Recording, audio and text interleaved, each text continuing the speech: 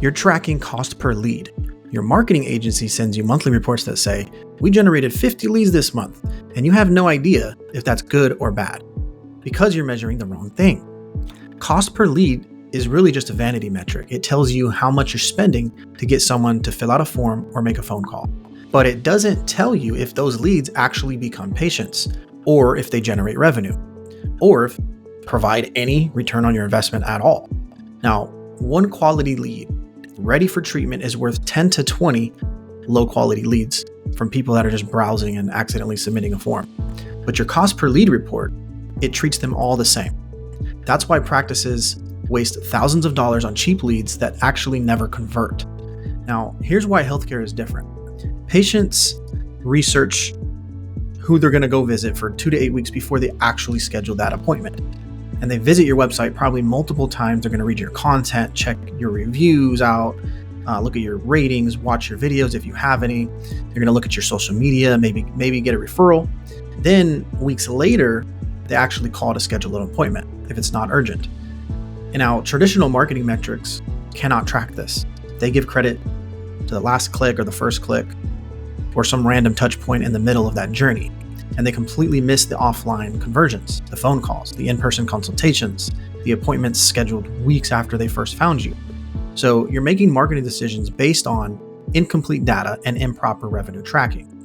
And then you're wondering why your marketing, quote unquote, doesn't work. Well, we know why. And let's talk about what leads actually cost. So Google Ads, you're going to be paying in the range of probably $50 to $300 or more per lead, depending on your specialty. Now, if you're a primary care practice, you're probably going to spend around $25 to $150 within that range. Competitive specialties like plastic surgery or dermatology, probably in the range of $200 to $300 or more. Now, Facebook and social media, you're probably going to get leads around $30 to $150 per lead. Sounds cheaper, right? But those leads are actually not created equally. They take longer to convert and they're lower quality, and most of them, they're basically just like a waste of time and they don't answer your phone calls or emails.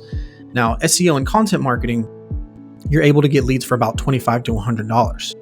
And here's the kicker on those is that these leads actually convert better, they're higher quality, they stay longer, and they generate more lifetime value in the long run of your relationship with those patients.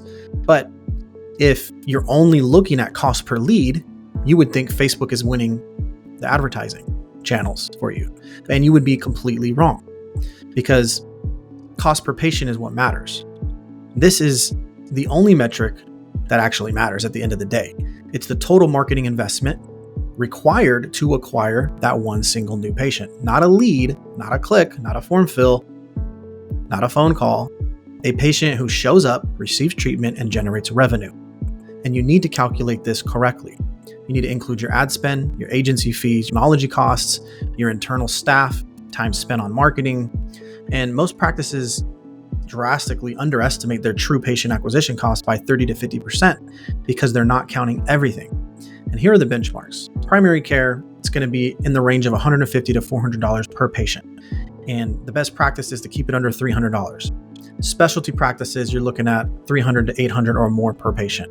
Elective, cosmetic, procedural practices, you're going to be looking at even higher, $500, maybe over $1,500 or more per patient. Now, here's why this matters. You need to compare your cost per patient to your patient lifetime value. Now, primary care patients are worth maybe $2,000 to $8,000 over their entire lifetime in relationship with the practice.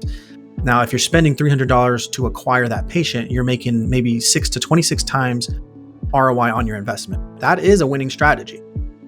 If we're looking for specialty patients, they're probably going to generate around $5,000 to $25,000 or more in lifetime value for your practice. So spending $600 to acquire that patient that's worth $15,000, that's still a good return. But here's what most practices miss: the referral multiplier. Satisfied patients are going to refer typically 2 to 4 additional patients to your practice over the course of their relationship with you. Now, that's going to add 20 to 40% to your lifetime value calculation. Now, this is good news.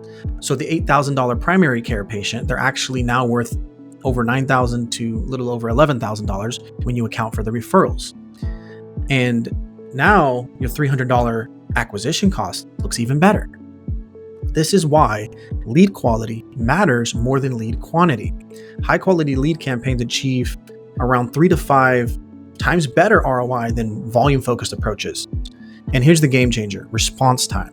Immediate response to leads generates 5 to 10 times higher conversion rates compared to delayed follow-up, meaning you don't respond to them until like the next day. It's not going to work. You can have the cheapest leads in the world, but if you're not responding to the leads immediately or within 5 minutes with a real person, you're going to lose. Professional campaign optimization reduces your costs by 30 to 50%. Now, this would be, better ad targeting, better keywords, better ad copy, landing pages, better follow-up systems. That's typically what you get when you work with a specialty agency like Patient 10X. Now, that's the difference between profitable marketing and wasted money. One more thing is that if you're in an urban market, you're going to be paying probably 2 to 3 times more than the rural practices for the same results. And that's because there's more competition, bottom line. And that's going to lead to higher advertising costs. And you can't use national benchmarks because you really need to know the metrics and the numbers for your local market, which is always different. And you need to track your actual cost per patient, not your cost per lead. So here's what you need to do. Stop celebrating the cheap leads because that doesn't really mean anything at the bottom line. Start tracking actual patient acquisition costs. Include all your costs. Then compare that to the lifetime value that the patient will bring you in revenue. And then also account for the referrals. Optimize for quality, not quantity.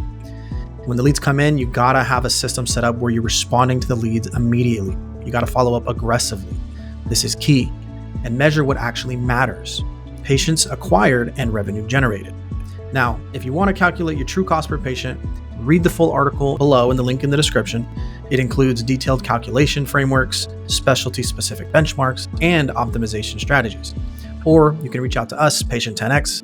We'll analyze your marketing, show you exactly what you're paying per patient. At the end of the day, you need to stop tracking vanity metrics, start measuring what matters. Your practice deserves real ROI.